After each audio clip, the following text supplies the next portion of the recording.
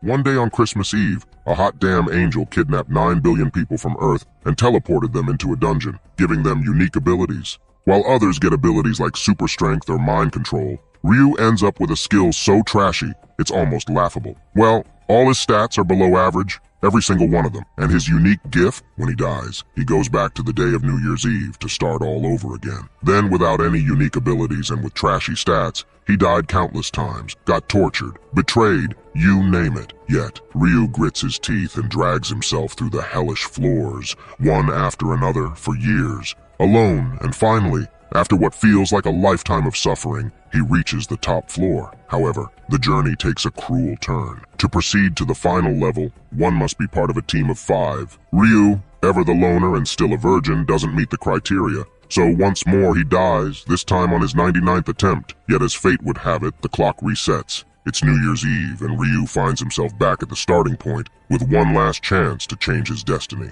Seeing his hand still trembling, Ryu can't shake off the memory of the unimaginable pain he just went through. He can't believe that he died because he was alone on the last floor. It was almost too much to bear. Frustration kicks in, clenching his fist and steeling his eyes. He gets ready to give it one more go, one final try. Ryu then yanks off his hoodie, throws it aside, and looks down at the ground. He's deep in thought, thinking about who he could possibly team up with this time around. So guys, today's goal is 2,000 likes. Please like and subscribe to support the channel. Now let's continue. The scene suddenly shifts. Now the spotlight is on this piece of shit, Youngmin, the guy responsible for turning Ryu's life into a complete, living hell. Youngmin and his underlings are all smiles, giddy about the fact that they're about to turn into adults. No more sneaking around with fake IDs to buy alcohol. They're in a chatty mood, talking about the jobs they want in the future. When it's Youngmin's turn, his smile turns darker, more dominating. His buddies ask him what's on his mind for the future.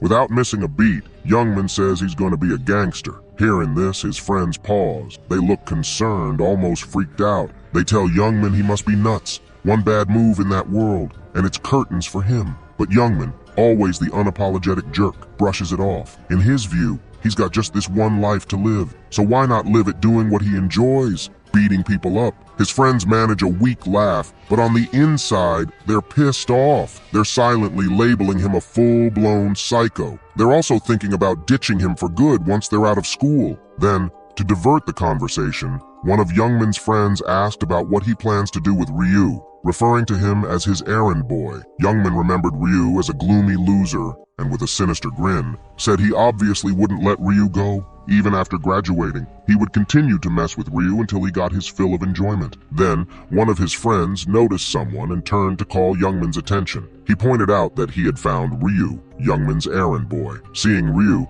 Youngmin became excited, and the countdown for the New Year's Eve began with only 5 seconds remaining. But something unusual happened. A dark aura surrounded Ryu as he removed his hoodie and turned towards Youngmin with a cold, determined look, leaving Youngmin perplexed as he sensed that something was different about Ryu. Youngmin's confusion turned into seething anger as Ryu glared at him. He clenched his fists, ready to beat the crap out of Ryu. However, his friend intervened, suggesting that they let it slide since it was the new year. Just as the bell rang to signal the arrival of the new year, a chilling voice echoed through the area, addressing all the humans as if they were insignificant creatures. This unexpected voice left Youngmin and his friends stunned, wondering where it had come from. From above the sky, the angel descended ever so slowly, dressed in a pristine white gown with enormous wings to match, one eye obscured by a piece of cloth. The angel looked down at the crowd with an amused smile. She commented that watching humans always felt like observing monkeys in a cage.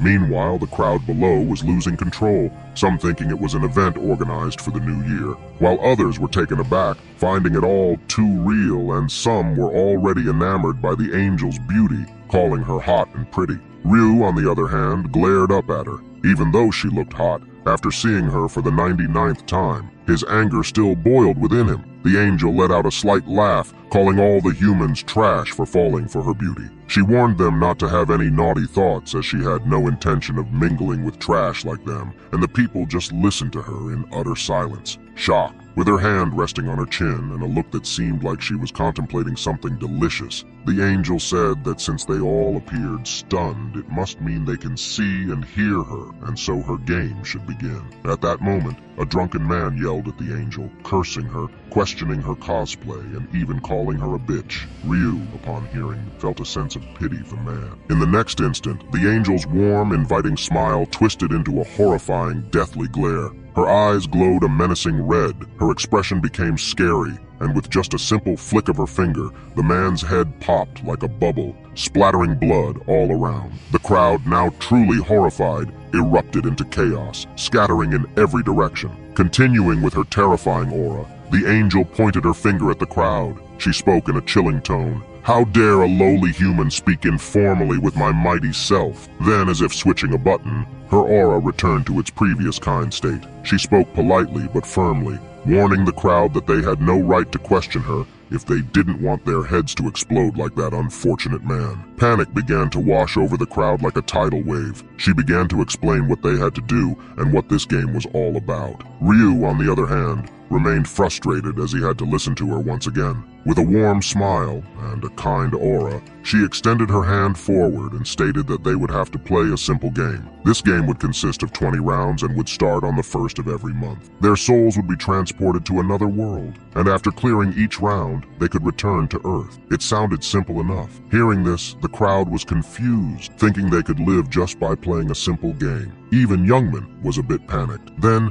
the angel dropped another bombshell, saying, "Who said all humans will live? Even if they complete the quests, only half of the participants will survive." She then proudly declared how kind she was for sparing half of them, and Ryu just stared at her, not uttering a single word. Then, the angel let slip another piece of shocking information, that she wouldn't be taking all the humans. With a naughty smile, she explained that she would only take humans between the ages of 15 to 29. Upon hearing this, one man got incredibly happy, making strange faces and shouting that he was saved and wouldn't have to die. Another young man grabbed the old man's collar in frustration, and they began to fight. Panicked, Youngman stepped in to stop them, warning them to remember what happened to the guy who had shouted, his head popping like a bubble. The angel turned around and began counting. After some time, she declared that a total of 1.8 billion humans were present. With a warm smile, she flicked her fingers, and in the next moment, Ryu found himself in a room surrounded by nothing but whiteness. The angel started to explain that in this place, the participants could create a physical body exactly as they wanted, and their souls would be transferred into that body. Standing in front of a mirror, Ryu instantly created a character without much thought, using the body from his previous regression. He chose the nickname Black Scythe. A bright light covered his eyes, and in the next moment a beautiful field appeared, filled with lush greenery, forests, and mountains. Ryu, with his badass character, magically appeared here with jet black hair and piercing red eyes. Clenching his fist, he mused how using this body so many times had made it feel almost like his real one. Slowly, other participants began to appear in the landscape. Their faces showed fear, panic, and in some cases, awe at their own transformation. Some had chosen appearances resembling famous movie stars or strikingly good-looking personas. Ryu looked at them and thought back to his own initial choices. He remembered that he too had first opted for a flashy, handsome appearance, but that had drawn too much attention, and because of that, he died pathetically. So now, he chose to keep it as simple as possible, avoiding unnecessary attention. Then Ryu's eyes shifted toward Youngman, that piece of work who always made life miserable for him. In this new world, Youngman looked pretty much like his real-world self, just taller and more muscular. He walked with a proud smile and eyes that sparkled. Ryu couldn't help but flash a grin mixed with sweat, noting that Youngman, true to form, had buffed up his character again. Then the angel congratulated everyone on crafting their desired bodies, mentioning how their fearful expressions delighted her. One man dared to ask, saying, "It doesn't seem like 1.8 billion people are here. Is there an error?" Hearing this laughingly, the angel replied, addressing humans as inferior, and she shouted, saying, Did she give them permission to speak? She stated that there were many angels taking care of small groups, and it was none of their business. She warned that if anyone spoke without her permission, she would pop their head like a bubble. Saying this, she started the quest. Then she commanded all the humans to say, "Status window." And as they did, a status window appeared in front of them. Just like always, Ryu's stats were trash, with his strength, intelligence, agility, and luck all at 3, without any normal or skill. The angel continued, saying, "Now that everyone has opened their status window and got familiar with this system, specially designed like a game for trash humans to understand easily," she gave an evil smile and extended her hand forward. She announced that if they increased their levels and cleared the 20 rounds, they would be granted a wish, and they could wish for anything they wanted. Hearing this, everyone, including young men, got stunned. Then, with an amused smile, she announced that now she would give everyone their unique skill. In front of them, a crystal appeared, and when they broke the crystal, they got their unique skill. As young Min broke his crystal, he was shocked, and then the angel said, "Since all of them received their unique skill, let the game begin." With a flick of her finger, a notification appeared in front of everyone, instructing them to kill 100 goblins to survive this round. And just like that, a goblin appeared in front of them.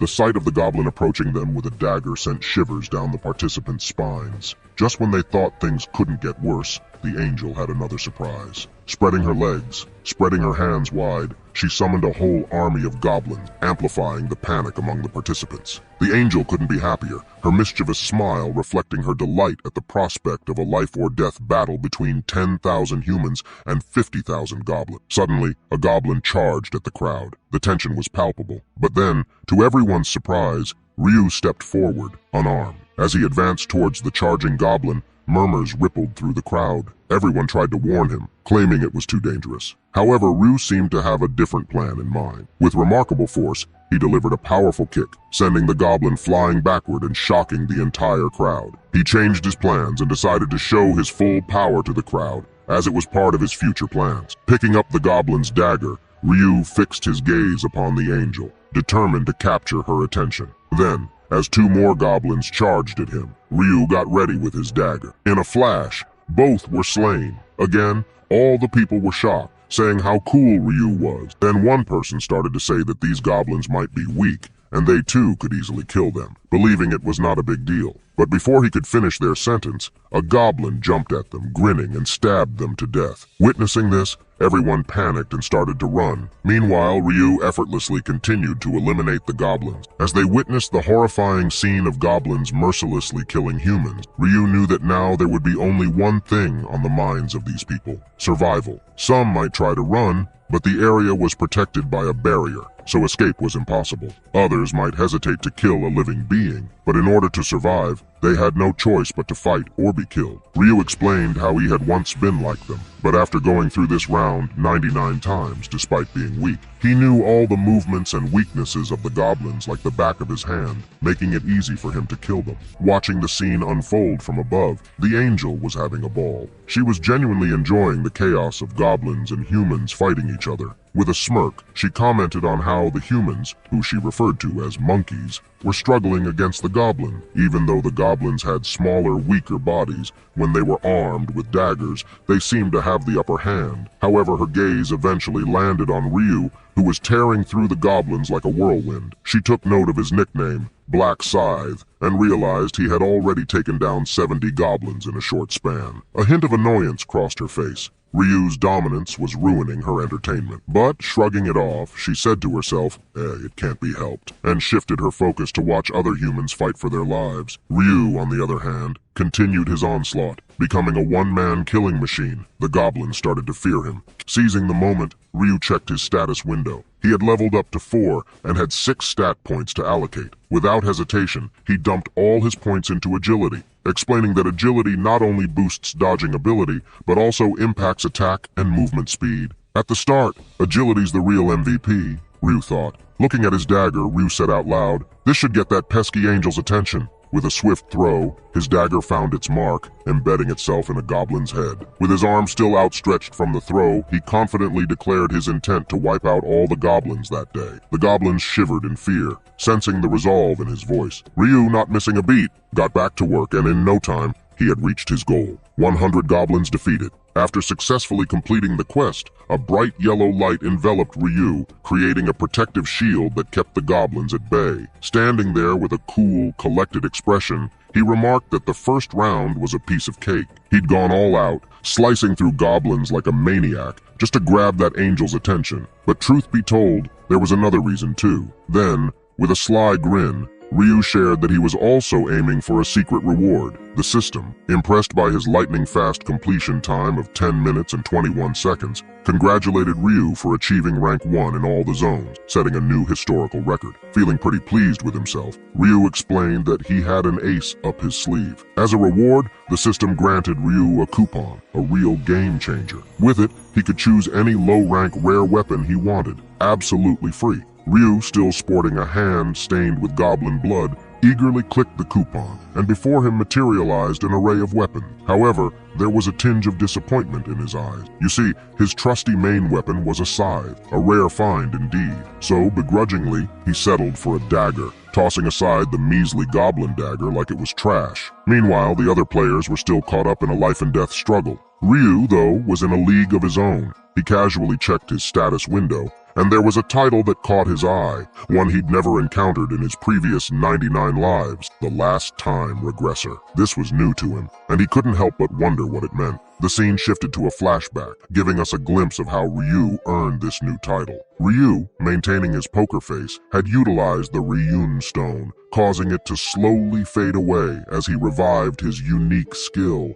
regression. However, the system promptly notified him that this marked the 100th time he'd used this skill, and it was now time to bid farewell to it. Now, this wasn't much of a shock to Ryu, who had anticipated that his skill would be removed after the 100th use. Otherwise, he might have regressed infinitely. However, there was a twist in the tale. Another system notification popped up, catching Ryu off guard. It informed him that this 100th regression had earned him a special title, the Last Time Regressor. This news left Ryu genuinely stunned. You see, in this world, titles were exceedingly rare, and each one came with its own set of skills and stat boosts. Intrigued, Ryu examined his new title and what it offered. Upon death, he would be resurrected with full health, and what's more, he could choose the exact location where he'd return to the land of the living. This, however, was a one-time use ability. At this revelation, Ryu broke into a smile, a genuine one. He rested his chin on his hand, realizing he'd just laid his hands on something truly extraordinary.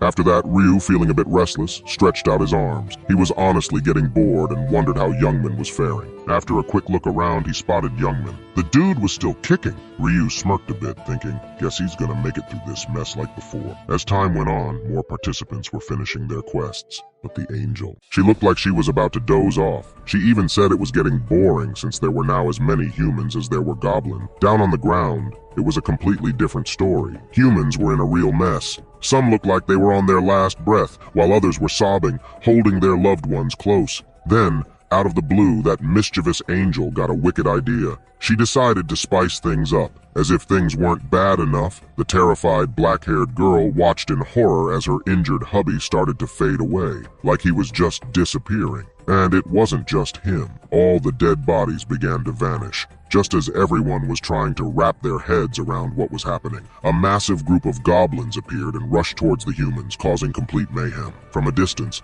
all you could see was a messy, brutal fight. Goblins and humans were going at it like there was no tomorrow. And up above, that angel was having the time of her life, laughing like a total maniac, and even had the nerve to say she was being generous by giving them 50,000 goblins for free. Ryu, on the other hand, was just chilling, sitting protected under his barrier. He didn't even flinch or show any emotion, even though things were getting pretty wild out there. After what felt like forever, a system message popped up. It announced that 5,134 folks managed to finish their quests, marking the end of the round. Then, just as suddenly as they appeared, all the goblins vanished. This left the remaining participants totally baffled. The angel then dropped the bombshell. Since half of the folks who first showed up had passed the quest, the rest weren't so lucky. And as she broke the news, the unlucky ones began to fade away. Their cries and pleas filled the air, but the angel, she didn't bat an eye. She just sat there, soaking in the drama like it was some top-notch entertainment. Then the system notification popped up, displaying everyone's rankings, and Ryu was at number 1. He received another reward for being in the top spot, which was 1,000 gold. Meanwhile, everyone stared at Ryu with shocked expressions as they also realized he was ranked number 1. The awaited moment had arrived. The angel took an interest in Ryu, just as he had hoped. Smiling, she praised Ryu, acknowledging that someone being ranked number 1 in the entire world, region, and under her group was an accomplishment to be proud of. The angel called out to Ryu, using his nickname Black Scythe, and asked him how he became so strong. She began to inquire if he had received a special, unique skill, but stopped herself mid-sentence, cursing herself. Ryu replied, asking if she couldn't already tell what unique skill he had since she was an angel. The angel panickedly responded that of course she could, as she was a mighty angel, and she was merely asking. Ryu smiled inwardly, knowing that she couldn't actually discern his unique skill. Then Ryu dropped a bombshell, asking the angel for a favor. That wiped the smile off her face. You could hear a pin drop as everyone's jaws hit the floor. Ryu, bold as brass, said the rewards were a bit naff and he wanted something more. The crowd couldn't believe their ears. How could he talk to an angel like that? The angel, though, she was fit to burst. Rage was bubbling up inside her like a volcano ready to blow. In a voice that could curdle milk, she asked Ryu to spit it out. What did he want? Ryu, never losing his cool, said he wanted a better prize. The angel was seething, her eyes turning as dark as the abyss, a terrifying aura swirling around her, veins popping out like she was about to go supernova. Slowly, her hand reached out like she was going to squash Ryu's head like a grape, but she stopped herself mid-reach. She remembered she couldn't use her head-popping power again. Not yet. She had a 1 per day limit, and she had already used one before. In a sudden twist, the angel had an idea pop into her mind. With a cheeky smile, she told Ryu that she's got a reward Ryu will definitely like, and then she slowly came down on ground, saying normally she'd ignore such a bold request. But she's taken a liking towards Ryu, and she wanted to chat one-on-one in private, telling the rest of the humans stay for a moment as they will return soon. The angel and Ryu headed off toward the jungle, leaving the crowd with envy. They all thought, man, maybe we should have asked for better prize too. But they quickly realized that only a top dog like Ryu could make a big ask without, getting his head blown up. As they dipped, Ryu shot a look back at Youngman, leaving the guy scratching his head. Ryu just gave a sly grin and continued on. As they ventured deeper into the jungle, the angel was like, "Why you hanging back? I ain't gonna bite. Walk up with me." And Ryu just nodded. Internally, the angel was losing it. She thought humans were mad greedy and she had some, let's say, special plans for Ryu. Her face turned all kinds of sinister and she let out a low, eerie laugh. She thought once they passed a certain rock, they'd be out of the surveillance zone. And then she'd get her revenge, giving Ryu a slow, painful end. As she reached the magic spot, she tried to put on her best smiley face,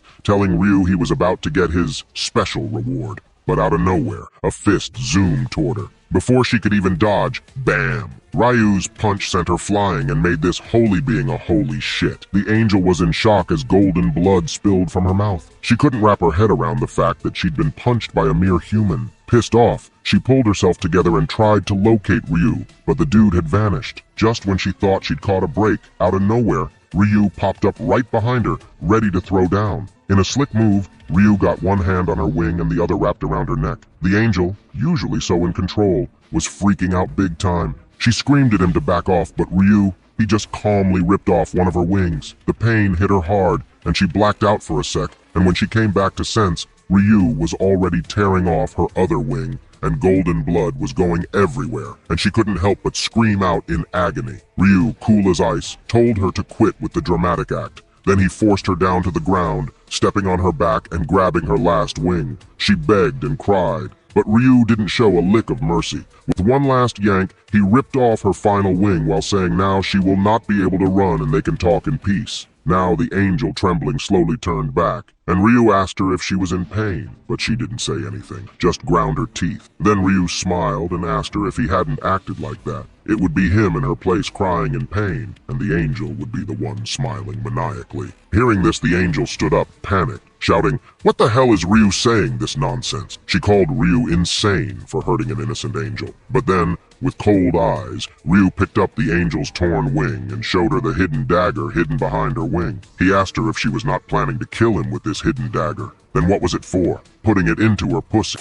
Hearing this, the angel was speechless. Ryu stood up, throwing the wing aside, saying he had done this for the 88th time, and it was still satisfying to do it, while the angel was confused, not understanding what Ryu was saying. Then Ryu dropped yet another bomb. He called the angel by her name, Burial, and told her he knew all about her and it was time for her to die. Now, scared, anger, and shock mixed on the angel's pale face as she wondered how Ryu knew her name. Thinking it was impossible, Ryu replied that there was no point in telling someone who was going to die and took out his dagger from his inventory, staring at it. The angel grew more and more panicked and started shouting that if Ryu killed her, the consequences would be heavy. Then, with an angry and loud voice, pointing her finger toward Ryu, she threatened him that if he didn't stop, she would use her skill and pop Ryu's head like a bubble. But Ryu calmly smiled and replied that she could do whatever she wanted, but she would not be able to use that skill, as it could only be used once per day. Now the angel was gritting her teeth in frustration, and then in panic,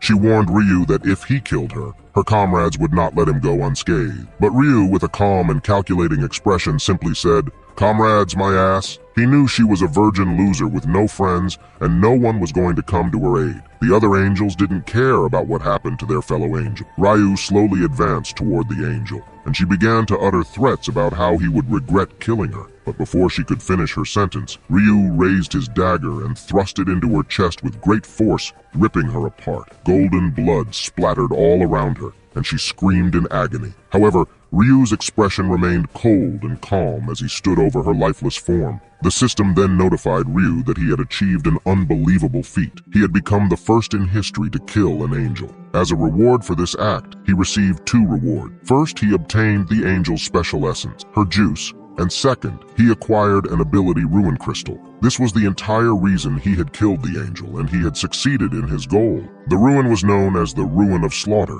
and Ryu wasted no time in utilizing it. As he activated the ruin, it began merging with him, and the system promptly notified him that he had gained a unique skill known as the Butcherer. With this skill, every time he killed his target, all of his stats would increase by 1%, making him even more formidable. The system didn't stop there. It informed Ryu that he had earned the title of the First Angel Slayer. This title bestowed a tremendous advantage upon him, as when facing an angel in battle, all of his stats would double, turning him into a formidable adversary. Now, the most significant reward awaited Ryu as he held the angel's special juice in his hand. He explained that it was solely for this reason that he had taken the risk of killing the angel. This special juice, after consumption, would allow him to change his class to Grim Reaper. The Grim Reaper class was considered the natural enemy of angels, making Ryu a formidable opponent against them, as angels will be a pain in the ass in future. Ryu went on to clarify that in this world, anyone could obtain a class, but the process for achieving one was shrouded in mystery. People gradually discovered the criteria through trial and error. For example, one could acquire a warrior class by defeating a certain number of goblins within a specific time frame. There were a total of 30 classes available, but some were unique and could only be obtained by fulfilling special conditions, such as drinking an angel's special essence. These unique classes were significantly more powerful than the standard ones. Ryu had explored all the classes in his previous 99 lives and found that the Grim Reaper class was the best choice, enabling him to fight angels on equal footing in future. Ryu wasted no time in claiming his rewards for coming in first place in the entire region. He carefully selected a 3x experience buff for 2 rounds, fully aware of its importance. He already possessed valuable information and a good amount of gold, but he needed to level up quickly for his future plans. As Ryu made his choices, the angel's presence began to fade, and a soothing white light enveloped the entire area.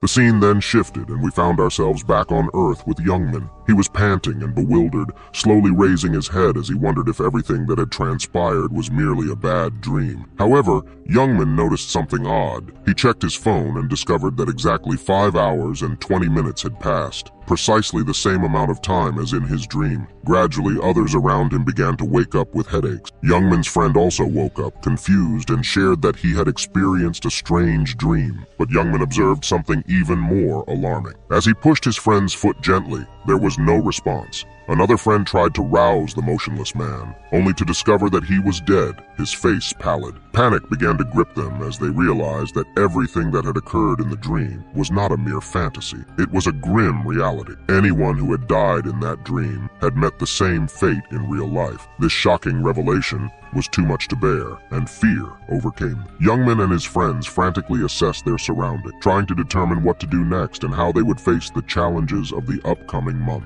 Amidst the fear and confusion, Youngman was trembling, but his tremors were not born of fear. Instead, he was shaking with excitement, a strange anticipation stirring within him. He was getting excited, thinking that in that world everyone was equal, and it didn't matter whether they were a president or a celebrity. In that world, strength was king, and he could do whatever he wanted. He could kill whoever he pleased. Meanwhile, his friends were crying in panic, scared that next month he would die as a virgin if he failed to complete the quest. But Youngman scolded them, telling them he wasn't the only one facing this problem. He urged them to stay calm and explained that all they had to do was kill some monsters to survive the next round. It was as easy as spreading butter on bread. Hearing this, his friends couldn't believe what they were hearing and thought Youngman was crazy to begin with. But now he seemed even crazy. One of them sighed and called him a bastard, saying that with his miserable life, he wouldn't be missed if he died right now. After all, he had tons of things he wanted to do. Youngman paid little attention to their words. He was scanning the crowd. His friends asked him what he was looking for, and it turned out he was searching for his personal punching bag, Ryu. He wondered where that little rascal had gone. He had definitely seen him heading in that direction before he passed out. Could it be that he couldn't even make it past the first round and died there? But still, not finding him, he calmly shrugged his shoulders. It made sense to him that a loser like him didn't survive, and most likely had died. Suddenly, something in the crowd caught his attention. He saw a man in medieval armor. Young men couldn't understand who this guy was and where he managed to dig up this outdated armor. But then he realized it could only mean one thing. The status windows were working here as well. As soon as he gave the right command, his status window with his characteristics appeared in front of him. He couldn't believe that it had worked. Young men immediately shouted to his friends to all try to turn on their status windows because it worked here too. They were once again shocked that it worked. Seeing their actions, the others also followed suit. But everyone was curious if this meant that they could use all of their stats and items here. A few hours late, to test this, Young Min picked up a small pebble from the ground and squeezed it in his hand. It shattered into small pieces, and the remnants of the stone turned into a saw blade that spilled out through his fingers. Seeing this, he let out an evil smile. A few hours later, the next breaking news was announced on morning news nationwide. Multiple angels were seen worldwide, and 9 billion people died overnight, while another 9 billion people gained mysterious powers, turning the whole world upside down. Ryu Min walked down the street with a serious face, reading the news on his smartphone. He thought to himself, it's just the beginning. The real chaos is about to come. The real problem was now on round 1. People didn't become that strong. They reached just the level of a pro athlete. The real chaos would begin from round 2, when they would get magical powers, giving rise to numerous criminal activities as modern weapons wouldn't work on them.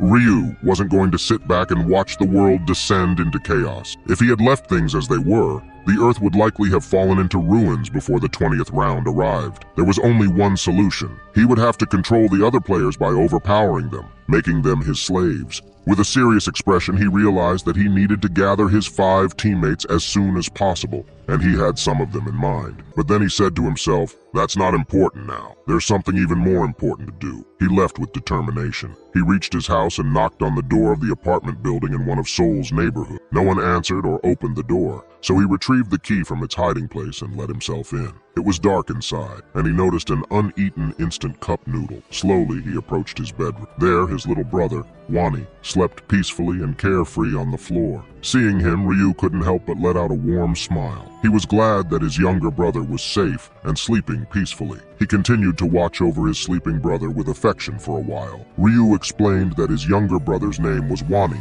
and he was in his 3rd year of middle school. With a sad tone, he continued, saying their family had once been quite ordinary and happy, but after their parents died in a car accident, a lot of things changed quickly for them. One of the most drastic changes that happened was that Ryu became his little brother's only family and guardian. As Ryu examined his little brother, he noticed a band-aid coming off his hand and some bruises on his shoulders, as if someone had beaten him up. Gently, Ryu glued the band-aid back on and just stared at his brother, lost in thought. Morning came, and Ryu woke his little brother up, informing him that it was morning and time to wake up. Wani, still sleepy, slowly woke up and questioned why he was being awakened so early, especially when he had no classes today. Ryu, seeing how lazy his little brother was, pulled the blanket off him, startling him and waking him up in shock. Ryu explained that they didn't have time to sleep, and that he would explain everything later. For now, Ryu instructed him to hurry and dress up as they had to go somewhere urgently, his face still serious.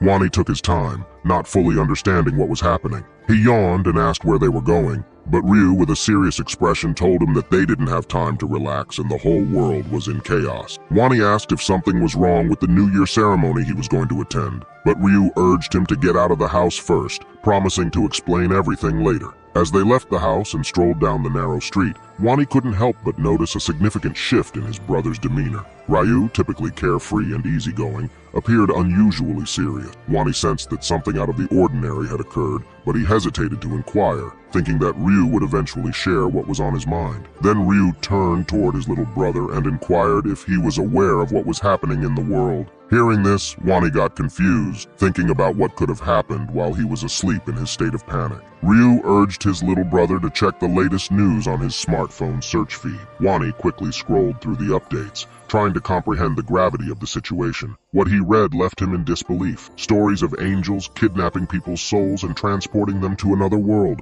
where half of them had died with a heart attack mysteriously. Panic surged through Wani as he absorbed the shocking news. In his state of anxiety, he bombarded Ryu with questions, asking, did Ryu also get transported to that world? His brother told him that he had been taken too, and he could only get out after killing 100 monsters called goblins. Hearing this, Wani immediately began to worry about his brother's health and asked if he was hurt. He bombarded Ryu with questions, but Ryu reassured him not to worry about himself. However, upon hearing this, Wani became even more concerned. After all, Ryu was his only family, his only sibling, and dearest person. Ryu was his entire world, and the thought of something happening to his brother was unbearable. To fulfill both the mother's and father's duty, Ryu became the most mentally strong individual from a very young age. But having a strong mind and killing 100 monsters are completely different things. Seeing his worried little brother, Ryu smiled and told him not to worry too much. He reassured Wani that he would explain everything later, but for now,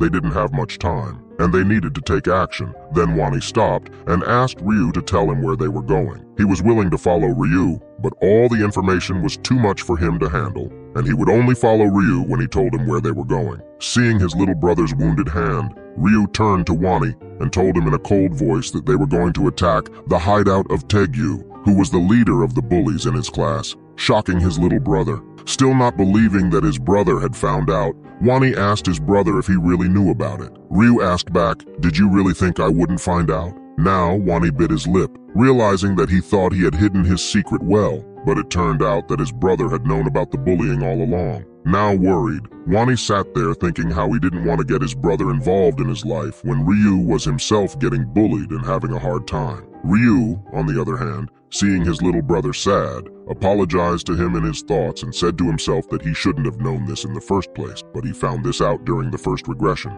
After returning from the first round, Ryu-min just slept the entire day in depression, and his little brother went somewhere in the morning. After a while, Ryu was awakened by the ringing of the phone. Annoyed at who might be calling him, he reached for the phone, still sleepy. He asked who was calling, to which the voice immediately asked if he was the guardian of someone named Wani. Then it immediately added that he should come to the hospital immediately. After saying that, Ryu's pupils dilated in horror. The next second, he quickly got dressed and ran out of the apartment. And that day, his little brother got bullied so badly by Taegyu that Wani became blind with multiple fractures. Looking at his younger brother, who was sitting in the corner of his room with his arms wrapped around his knees, depressed, Ryu was shocked and angry with himself because he was so weak and pathetic that he couldn't even protect his little brother. And now that he is no longer that weak, pathetic loser, he will do anything to protect his little brother. And his first mission is to beat the crap out of that son of a bully. Then the scene shifts, and we see an old factory.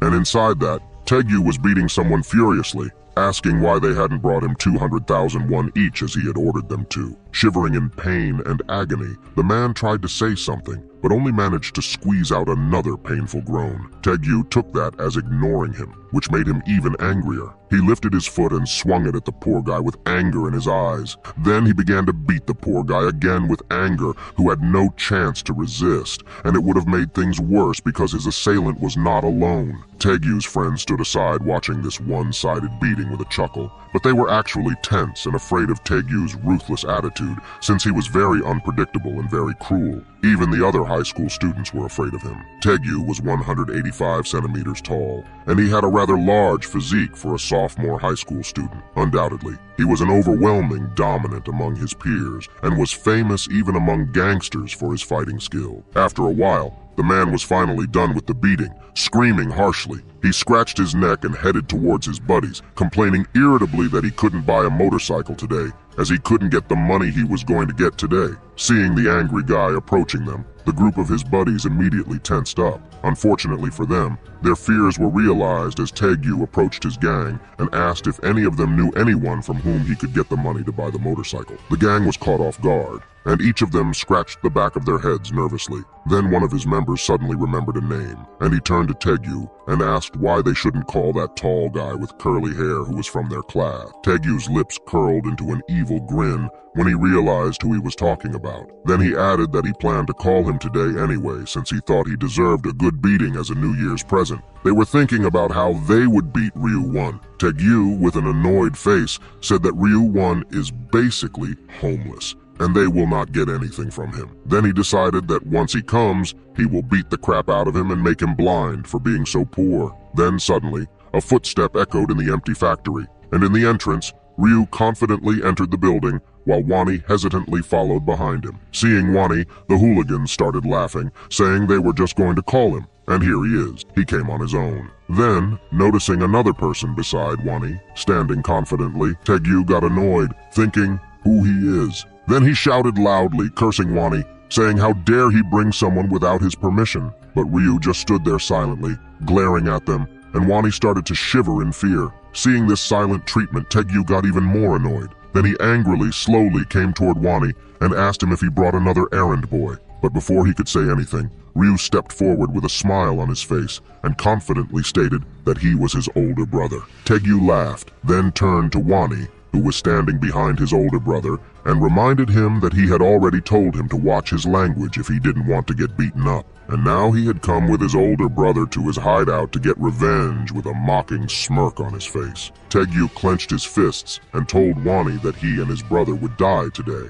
Then, turning to one of his minions, he nodded and ordered them to act. The latter, not realizing what he was getting into, nodded in agreement with a happy smile. While Taegyu was standing behind with his arms crossed, his underling slowly walked toward Ryu and started taunting Wani, asking if his brother had ever even killed an ant before. Now, standing face to face with Ryu-Min, he compared his height with Ryu, saying how small he was, and how Ryu-Min was even smaller than Ryu-Wan. But before he could finish his sentence, a heavy fist came flying toward him, and the next thing he knew, he was lying on the ground, blood coming from his face and mouth. Seeing his friend's defeat, the other guy immediately rushed at Ryu, intending to strike him with his fist. However, Ryu-Min dodged his attack and struck him in the jaw with his fist. The blow was so strong that the guy let out a painful scream and flew a few meters away, hitting some debris behind him. At the same time, the first guy, who had already recovered from the blow, as well as the remaining bald guy who was shouting angrily for him to die,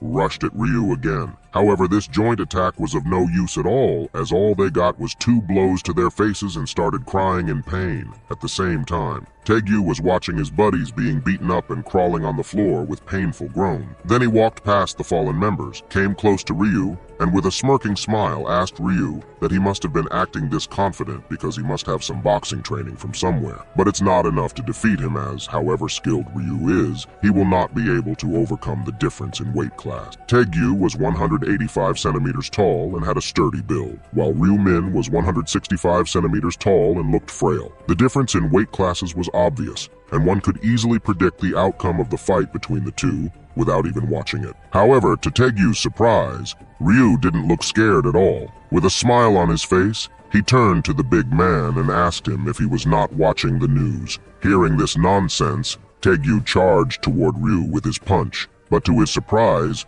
Ryu dodged it effortlessly. Then Taegyu threw punches and kicks after kicks, but Ryu dodged all of them effortlessly. Now his vision was getting blurry, and he was breathing heavily, wondering in anger why he couldn't land a single hit on Ryu while grinding his teeth. At the same time, Ryu's fist lit up with a blue aura. Then he turned to Taegyu and said that if he had been watching the news, he would have known that attacking a player like him so easily was tantamount to suicide. The next moment, he threw a lightning-fast punch that hit Taegyu's jaw, sending him backward, but it wasn't enough to defeat him. Taegyu once again rushed to attack Ryu with a fierce shout of curses. However, to his surprise and confusion, his blow did not hit the target as Ryu suddenly vanished. Unable to believe what was happening, he tried to turn around with horror on his face. Before he could react, Ryu threw another punch at Taegyu's face. With a painful groan, Taegyu rubbed his nose, and then blood started to come from his mouth and nose with a broken tooth. Seeing his broken teeth, he screamed loudly in anger,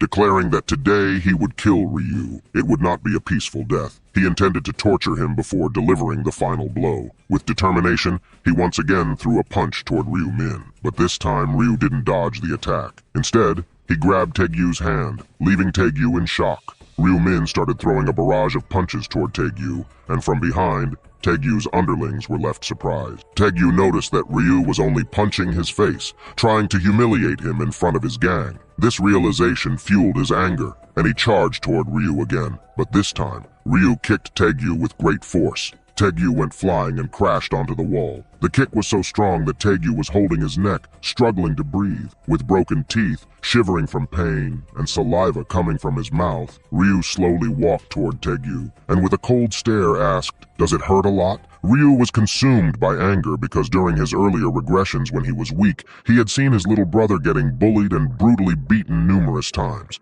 Those memories haunted him, and he couldn't forget them. As Ryu slowly approached Taegyu, he was terrified, fumbling to say not to come close. Taegyu was still holding his neck and begged Ryu not to beat him more, saying he was sorry. However, Ryu didn't continue the physical assault. Instead, with a warm smile on his face, he gently held Taegyu's hands and asked, "Will you marry me?" He continued, stating that Taegyu shouldn't have messed with his brother. With a snap, a crackling sound echoed in the factory, and Taegyu started screaming in agony. Ryu had broken all of his fingers, and Taegyu was in excruciating pain, clutching his hand. But the torment didn't end there. Ryu grabbed Taegyu's other hand, leaving Taegyu in terror. With another snap, he broke Taegyu's other 5 fingers, and Taegyu started to scream maniacally. Witnessing this merciless scene, all of Taegyu's underlings ran away in terror, and even Wani, who had been watching, found it too horrifying to bear. With a serious expression, Ryu warned Taegyu not to touch a single hair on Wani's head.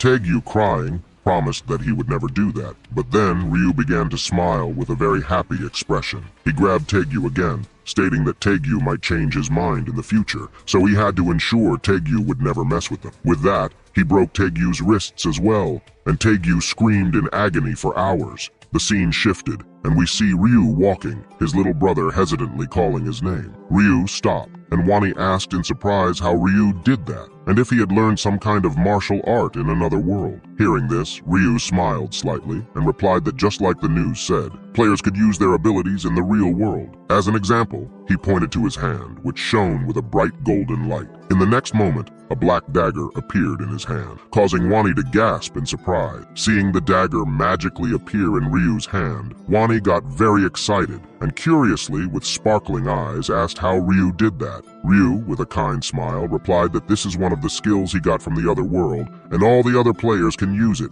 Then, as Ryu was putting the dagger back into his inventory, Wani remembered what had happened at the factory and asked in the same surprised voice if Ryu had learned all his new fighting techniques from that other world as well. Ryu replied that he didn't learn any fighting techniques, and he was able to do that because he was faster than them. His dexterity stat had reached level 11, adding that normal people's agility stats were around 3 points, while professional athletes could reach 10 points, and his was 11. So now he was as fast as Usain Bolt. Wani followed his brother and asked what would happen if he leveled up, and Ryu replied that he didn't know. as he hadn't reached that level, and only by leveling up would he be able to find that answer. But from inside, he knew the answer. You see, in his 13th life, he told everything about him to his little brother that would happen in the future, and that he was a regressor. Because of that, Wani became the target of the other players and had been kidnapped by a player. Even though he was able to get revenge, he didn't want to feel those emotions again, much less have his younger brother suffer for it. Turning to look at his little brother who was following him, he told himself that he had to prepare himself to protect him in the upcoming fight between the players. Then Wani's stomach growled, and Ryu asked if he was hungry and suggested they go eat a good breakfast together. Hearing this, Wani happily nodded with shining eyes. Then the two brothers entered the nearest store. Ryu immediately headed towards the ATM. When Wani saw this, he asked where he was going, saying that the noodles were in a different place. But Ryu turned around and told him to wait for a few minutes. He went to the ATM and inserted his card. He looked at the screen and thought to himself that this was all he could save up to that point. His balance was 133,134 won, which was about $100. After selecting a transaction amount of 100,000 won, he pressed the button to confirm the transaction. Seeing the huge bills in his older brother's hands, Wani was surprised and asked why he needed so much money, to which Ryu replied that he needed it for something. Then the two reached an area selling premium foods, and Ryu asked Wani why he didn't choose something from here. Hearing this, Wani got startled, saying everything here is very expensive. Even the cheapest food here is for $20. But Ryu reassured his little brother that it's okay as it's New Year, and they should eat good food to enjoy the day. Hesitantly, Wani asked if they spend money on expensive food, will they have enough money for living expenses? Ryu replied with a smile not to worry about money, and just to buy as he has a way to earn a lot of money. Then, Wani excitedly picked up a packet of pork belly meat, saying he always wanted to taste this, and today finally he will be able to. Ryu from afar was watching his little happy brother with a warm smile. Then, Ryu approached Wani, who was shining with happiness, and suggested that they go to a restaurant together sometime and order some roast beef. But Wani smiled the happiest smile Ryu had ever seen, and replied that there was no need, as he had more than enough of what they had bought today. Seeing how happy his brother was, Ryu told himself to wait for only 5 days, after which he could give his little adorable brother as much food as he wanted. He will give his little brother so much meat that he will get tired of eating it. Then the scene shifts, and we see Wani took a piece of meat with his chopsticks and put it on a spoonful of rice. As he took a bite and chewed it, he happily said with a happy face that it was delicious, really delicious. Ryu was really happy seeing his little brother happy. Then suddenly, Ryu stood up from his seat and told Wani to wait here as he had a very important thing to do. Wani asked him where he was going, but Ryu told Wani that he will know in a second. Then Ryu returned after a while, and he loudly slammed his hand on the table, placing his pen on it. Confused, Wani then noticed many lottery tickets and asked Ryu in an uncertain voice if all these are lottery tickets. Ryu replied, yes, they are. As he was opening his pen's cap, Wani, with a worried voice, asked how many tickets Ryu bought, and Ryu replied, 20. Hearing this, Wani got panicked, realizing his big bro just spent his entire savings on some lottery tickets, and he asked Ryu in concern how he could do that, and if this was the way of earning money Ryu was talking about, as he should know that it was almost impossible to win them. However, his older brother calmly told him to trust him and just watch. Then he took a pen and began to circle the numbers on the lottery tickets. Wani was puzzled when he saw Ryu circling numbers on all the lottery tickets. Worried, Wani asked Ryu why did he circle the numbers on each ticket, and Ryu replied with a smile on his face that he did it because those numbers were the winning ones. Then the scene shifts, and we see the brothers sitting in their house with lottery tickets on the table. Ryu was calmly flipping through his phone, while his brother nervously held the phone in one hand and propped his head up with the other. The announcement of the lottery draw was made from his phone. Wani was biting his fingernails with worry, staring at the screen of his phone with the live broadcast. He thought they were in trouble if they didn't win a single lottery because they had wasted all their money. As the live broadcast began, Wani became more nervous and Ryu scolded him not to be so nervous and to stop biting his nails. Wani said that they would have been better off buying better food with that much money. Then the hosts announced that the first lucky number was 3, and Wani stopped biting his nails. The second number was 18, and the third was 9. Wani was shocked as he saw the numbers matching the numbers on the lottery ticket that Ryu had bought. As all the numbers got revealed, Ryu matched the numbers on the lottery ticket with the phone screen. He was overwhelmed with emotion, looking from the phone to the ticket and back again. With happiness, he asked Ryu if this was all a dream. Ryu replied it's not a dream and told Wani that he told him he had a way to earn money. Realizing it's not a dream, Wani raised his hand high, holding the lottery ticket, and happily shouted that they won the first prize. Ryu then told Wani to stop shouting, as if the neighbors heard them, they might get into trouble, and Wani stopped shouting midway. Then Ryu warmly asked Wani if he's happy, and Wani replied of course he is happy, and asked Ryu if he's not happy. Ryu with a smile replied that he is, but he was not looking excited at all. He explained that he was also like Wani when he first won the lottery in his 15th regression, but after repeating it for multiple times, it became more like a mandatory process or an annual event. Then Ryu said to himself that he has to earn money quickly, as after the death of 9 billion people, and the item trading among the players will crash the economy like crazy. But it was not the end of the surprise. Ryu won first prize for all the 20 tickets. Now holding all 20 winning tickets, Wani was in shock, asking Ryu that this still doesn't feel real, and how much is the total amount will be. Ryu replied he doesn't know, but then with a smile, he said the amount is so large that it will shake the entire world. Ryu got off the bus and walked down the street. He soon saw a tall building in front of him. It was the main branch of Non-Hyeop Bank where he was to receive his prize. Normally, he would have been nervous before entering, but maybe it's because this is the 85th time he is receiving the grand prize. He is not nervous at all. The bank was crowded with customers, but none of them were lottery winners. Ryu went to the front desk in the lobby of the new building, and then he approached the employee on duty, telling him he is here to collect his lottery winning amount for the first place. Hearing this, the employee smiled and congratulated him on his winnings. At the same time, he wondered to himself how the guy standing in front of him, who looked like a student, was able to get the prize for the first place. Pushing his thoughts away and searching for something on the computer, then the employee asked Ryu where he had purchased his ticket, to which he replied that it was at the Yeonwi branch. Hearing the guy's words, the employee exclaimed in shock, unable to believe what he had said. His mind immediately went back to a conversation with his colleague who told him that this time, someone won the first prize for 115 games and all first prize. However, and his senior strictly commanded him whenever that customer will come, he has to treat him like a VIP guest. The employee's thoughts were interrupted by the voice of Ryu, asking him if he is okay, and the employee panickedly replied he is, and told Ryu to just wait for a minute. A few minutes later, a middle-aged man appeared in front of Ryu, who smiled and thanked him for waiting. After shaking hands with Ryu, he introduced himself as Juno, saying that he was the president of the bank. Ryu simply replied that his name was Ryu. The president said that since he had won the first place prize, he had to congratulate him personally. Ryu smilingly thanked the man for congratulating him. Afterwards, the man offered to escort him to the place where he could collect his winnings, telling him to follow him. As they approached the door with a sign that read, "Lottery Ticket Sales Team," the president announced that they had arrived at the place. As soon as they stepped inside, they were immediately greeted by one of the female employees who stood up and bowed to greet the president. Noticing some young man next to the president, she couldn't help but wonder who it could be.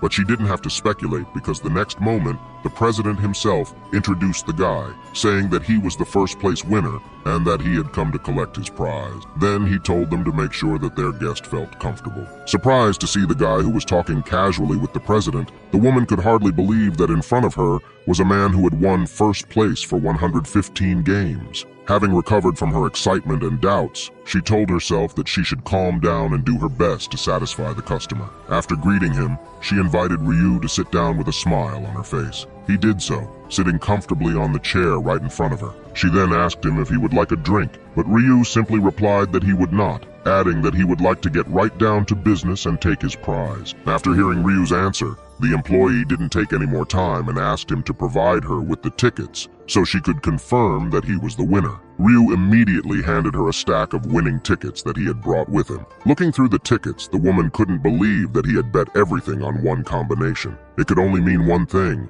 Either the guy had decided to risk everything, or he could see the future. Having finished with the confirmation, the employee said that everything was in order and that he could take the prize for the first place. However, Ryu's next question about how much he would receive made the girl freeze, as even just naming such numbers was absurd. After a second of silence, she replied in a trembling voice that his prize is 22.5 billion won, which is equal to $16 million.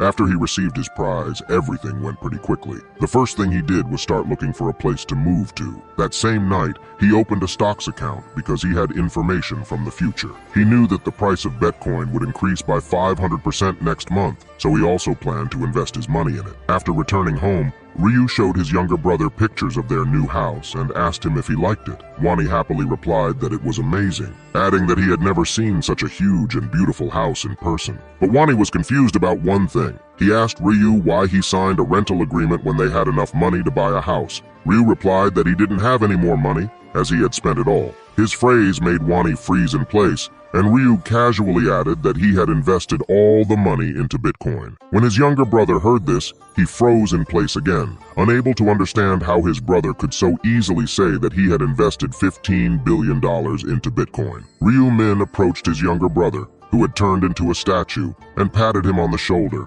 assuring him that he hadn't done it without thinking, and he knew the price of Bitcoin was going to rise. He told Wani not to worry. Then, hugging Wani, he added that not to worry, as he had seen a dream, and in that dream, he saw new numbers of lottery tickets, and they could always earn money through the lottery. After his older brother's words, the eyes of the naive Wani shone with admiration, believing everything Ryu said. Realizing this, he immediately grabbed Ryu by the shoulders and began to shake him excitedly, asking him never to forget them. Ryu somehow broke free from his little brother's grip, thinking to himself that he couldn't forget them, even if he wanted to, after repeating it countless times. Then Ryu turned to his brother and suggested that they eat outside before heading out. Wani asked in confusion where they were going, and Ryu replied with a smile on his face that they were moving to their new house today. At the same time, at some unknown location, Youngmin was punching and made a big hole in the wall, and then with a villainous smile. He said to himself that pumping all the points into strength was the right decision. Swinging his fist at the end wall again,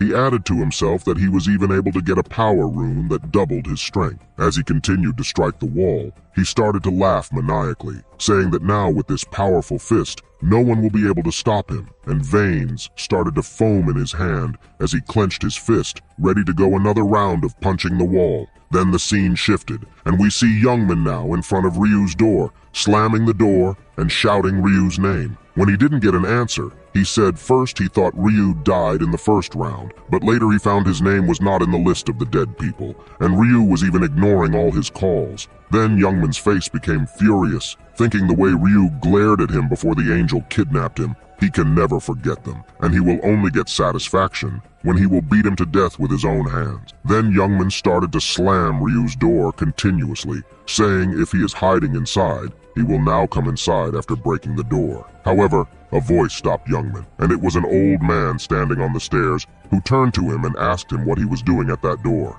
Youngmin asked the old man if he should mind his own business, since Youngmin is not slamming the old man's door. Hearing this, the old man, adjusting his glasses, replied that he was indeed the owner of the house, startling Youngmin. Then he asked Youngmin again if he had come to meet a friend. For a second he froze, not knowing what to say. He quickly adjusted himself to the situation, smiled, and said that he had indeed come to see his friend. Then he asked the old man if he could open the door for him. Youngmin added that he had suddenly lost contact with his friend, and now he didn't know how to get in touch with him. Hearing this, the old man was shocked. Then he told Youngmin that it was now an empty apartment as the student who lived there had moved out. Hearing this, Youngmin immediately asked the owner of the house if he knew when and where the student had moved to. But the old man replied that he had moved today, but he didn't know where he had moved to. Hearing the old man's answer, Youngmin was furious, and he clenched his fists in anger, wondering how he could have left without telling anyone. Then the scene shifts,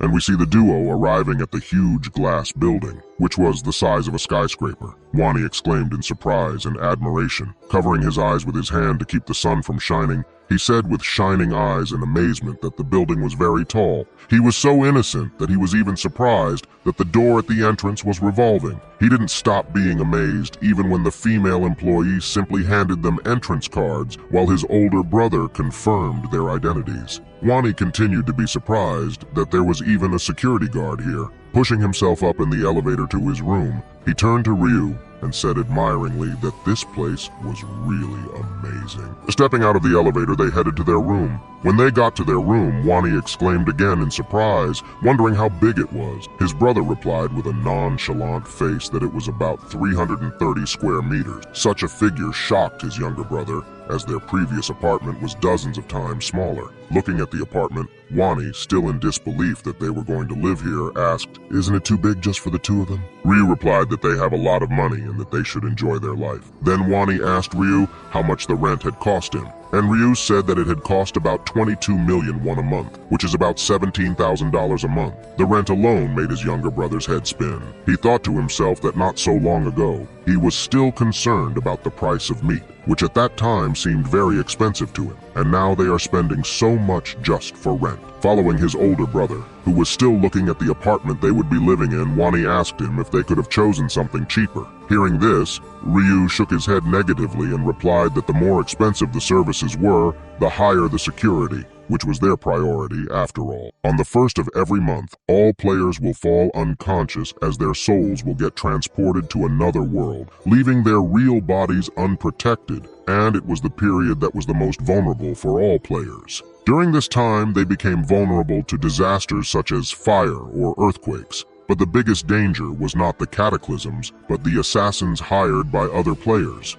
And so, when the time came, players would need to prepare to have their bodies in as protected a place as possible. After finishing his thoughts, Ryu turned to his brother, who had already settled in a bit, and asked if he liked the house. Wani enthusiastically replied that it was beautiful, and it still felt like he was dreaming. Then Ryu kindly said he is glad Wani is happy and that he liked it. Suddenly, Wani's face became a little sad. He then apologized to his older brother in an uncertain and worried voice. Ryu looked at him in confusion, not understanding what he was apologizing for. Wani continued in an upset voice, saying that Ryu would be transferred to another world next month, and he'd have to fight for his life. Knowing this, how could Wani enjoy and be happy? But this sad atmosphere was broken by Ryu, who patted his brother on the shoulder, asking him why he was so sad. He added, "Do you think I won't be able to come back from the next round?" But Wani didn't say anything, and Ryu jokingly told him to stop thinking about nonsense and follow him. He had heard that the shopping hall on the second floor sells really delicious food, so they should go and enjoy.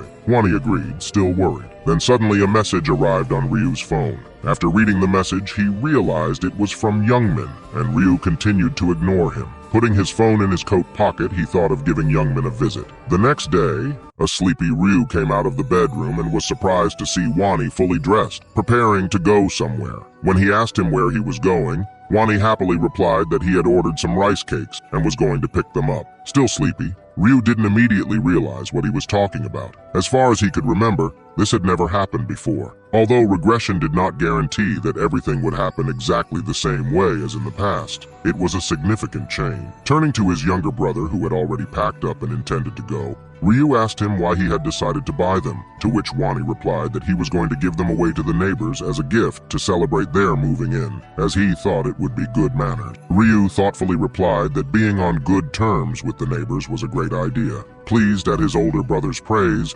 Wani said that he could distribute them himself, adding that Ryu could stay here and rest. However, Ryu disagreed, replying that they should distribute the gifts together. He then told Wani to wait for a while he went to change his clothes. After a while, they rang the bell of the first apartment, from which a voice came out seconds later asking who it was. Wani, with a smile on his face and a cake in his hands, good-naturedly informed them that they were their neighbors who had just moved in and now came to greet them. Opening the door, a middle-aged woman with a smile also greeted them. Then noticing that the two looked very similar, she asked if they were brothers, to which Wani smilingly replied that they were. Handing the woman a rice cake, he advised her to eat them while they were still warm. She happily received the cake and thanked the brothers. Then, after some more time,